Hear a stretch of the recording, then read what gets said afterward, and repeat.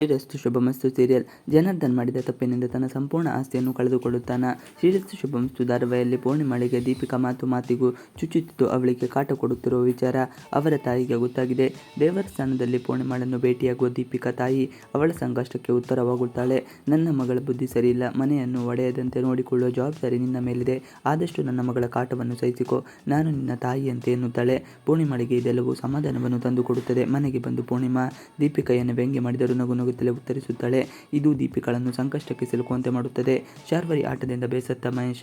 ಇತ್ತ ಶಾರ್ವರಿ ಮಹೇಶನಿಗೆ ಕಾಲ್ ಮಾಡುತ್ತಾಳೆ. ನನ್ನ ಬಗ್ಗೆ ಮನೆಯ ಕೆಲಸದವರ ಬಳಿ ಎಲ್ಲ ವಿಚಾರ ತಿಳಿಸುತ್ತಿದ್ದೀರಾ, ಹಾಗೆಲ್ಲ ಮಾಡಲು ಹೋಗಬೇಡಿ. ನಿಮಗೆ ಇನ್ನಷ್ಟು ತೊಂದರೆ ಆಗುತ್ತದೆ ಹೊರತು ನನ್ನ ಮೂಲಗಳು ನಿಮಗೆ ಗೊತ್ತಾಗುವುದಿಲ್ಲ. ಅದೆಲ್ಲವೂ ನನ್ನ ಟಾಪ್ ಸೀಕ್ರೆಟ್ಗಳು. ದೆಹಲಿಯಲ್ಲಿ ನನ್ನ ಕೆಲಸ ಇನ್ನೂ ಮುಗಿದಿಲ್ಲ. ಎಲ್ಲ ಕೆಲಸವನ್ನು ಮುಗಿಸಿಕೊಂಡು ಬರುತ್ತೀನಿ. ಬರುವಾಗ ನಿಮಗೊಂದು ಸರ್ಪ್ರೈಸ್ ತರ್ತೀನಿ. ಅಲ್ಲಿವರೆಗೂ ನನ್ನ ಬಗ್ಗೆ ಯೋಚಿಸ್ತಾ ವಿಲವಿಲನೆ ಒದ್ದಾಡ್ತಾ ಇರಿ. ನಾನು ಬಂದ ಮೇಲೆ ನಿಮಗೆ ಶಾಕ್ ಆಗೋದು ಗ್ಯಾರಂಟಿ ಎಂದು ಹೇಳುತ್ತಾಳೆ. ಇದು ಮಹೇಶನಿಗೆ ಸಿಟ್ಟು ತರಿಸುತ್ತದೆ. ಆಸ್ತಿ ಕಳೆದುಕೊಳ್ಳುವ ಆತಂಕದಲ್ಲಿ ಜನಾರ್ದನ್ ಮತ್ತೆ ಮನೆಯ ಕೆಲಸದವರನ್ನು ಕರೆಸಿ ಅವರ ಮೊಬೈಲ್ ಚೆಕ್ ಮಾಡುತ್ತಾನೆ. ಯಾರಾದರೂ ಶಾರ್ವರಿಗೆ ಫೋನ್ ಮಾಡಿದ್ದಾರೆ ಎಂದು ತಿಳಿದುಕೊಳ್ಳಲು ಯತ್ನಿಸುತ್ತಿರುತ್ತಾನೆ. ಆದರೆ ಯಾವ ಪ್ರಯೋಜನವೂ ಆಗುವುದಿಲ್ಲ.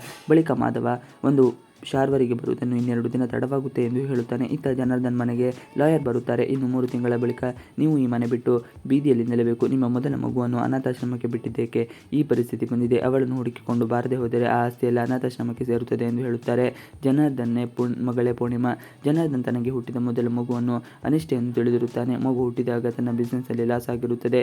ಹಾಗಾಗಿ ಆ ಮಗುವನ್ನು ದೇವಸ್ಥಾನದಲ್ಲಿ ಬಿಟ್ಟು ಬಂದಿರುತ್ತಾನೆ. ಆದರೆ ಆ ಮಗುವಿನಿಂದ ಜನಾರ್ದನ್ ಮಾವನ ಆಸ್ತಿ 4 ಪಟ್ಟು ಹೆಚ್ಚಾಗಿರುತ್ತದೆ. ಹಾಗಾಗಿ ಆ ಮಗುವಿಗೆ 25 ವರ್ಷ ತುಂಬುವ ಮುನ್ನ ಸಿಗದೆ ಹೋದರೆ ಆ ಆಸ್ತಿಯನ್ನೆಲ್ಲ ಅನಾಥಾಶ್ರಮಕ್ಕೆ ನೀಡುವುದಾಗಿ ವಿಲ್ ಬರೆದಿರುತ್ತಾರೆ. ಈಗ ಜನಾರ್ದನ್ ಆ ಮಗುವನ್ನು ಹುಡುಕಬೇಕಿದೆ. ಪೂರ್ಣಿಮಾಳೆ ಜನಾರ್ದನ್ ಮಗಳು ಎಂಬುದು ಯಾವಾಗ ಗೊತ್ತಾಗುತ್ತೋ ಕಾದು ನೋಡಬೇಕಾಗಿದೆ. ಪೂರ್ಣಿಮಾ ಆಸೆಗೆ ನೆರವಾದ ಅವಿನಾಶ್. ಇನ್ನು ಪೂರ್ಣಿಮಾ ಇತ್ತೀಚೆಗೆ ತನ್ನನ್ನು ತಾನು ಬ್ಯುಸಿಯಾಗಿ ಇಟ್ಟುಕೊಳ್ಳಲು ಡ್ಯಾನ್ಸ್ ಮಾಡುತ್ತಿರುತ್ತಾಳೆ. ಇವತ್ತು ಅವಿನಾಶ್ ಪೂರ್ಣಿಮಾ ಭರತನಾಟ್ಯ ಮಾಡುವುದನ್ನು ನೋಡಿ ಖುಷಿ ಪಡುತ್ತಾನೆ. ನಿನಗೆ ಡ್ಯಾನ್ಸ್ ಬರುವುದು ನನಗೆ ಗೊತ್ತೇ ಇರಲಿಲ್ಲ ಎಂದಿದ್ದಕ್ಕೆ ಪೂರ್ಣಿಮಾ ತನಗೆ ಡ್ಯಾನ್ಸರ್ ಆಗುವ ಆಸೆ ಇತ್ತು ಎಂದು ಹೇಳುತ್ತಾಳೆ. ಈ ಮಾತನ್ನು ಕೇಳಿ ಅವಿ ಈಗಲೂ ಹಾಗೂ ನಾನು ನಿನಗೆ ಸಪೋರ್ಟ್ ಮಾಡುತ್ತೇನೆ ಹೇಳಿದ್ದಾನೆ. ಇದರಿಂದ ಪೂರ್ಣಿಮಾಗೂ ಖುಷಿಯಾಗಿದೆ. ಇವಿಷ್ಟು ಇವತ್ತಿನ ವಿಡಿಯೋ. ಈ ವಿಡಿಯೋ ಇಷ್ಟ ಆದರೆ ಪ್ಲೀಸ್ ಲೈಕ್ ಶೇರ್ ಸಬ್ಸ್ಕ್ರೈಬ್ ಮಾಡಿ. ನೀವು ನಮ್ಮ ಯೂಟ್ಯೂಬ್ ಚಾನಲ್ಗೆ ಸಬ್ಸ್ಕ್ರೈಬ್ ಆಗಿಲ್ಲ ಅಂದರೆ ಬೇಗ ಸಬ್ಸ್ಕ್ರೈಬ್ ಮಾಡ್ಕೊಳ್ಳಿ. ನಾವು ಹಾಕೊಂಡೆಲ್ಲ ವಿಡಿಯೋಗಳು ನೋಟಿಫಿಕೇಶನ್ ಮುಖಾಂತರ ದೊರೆಯುತ್ತದೆ. Thanks for watching video.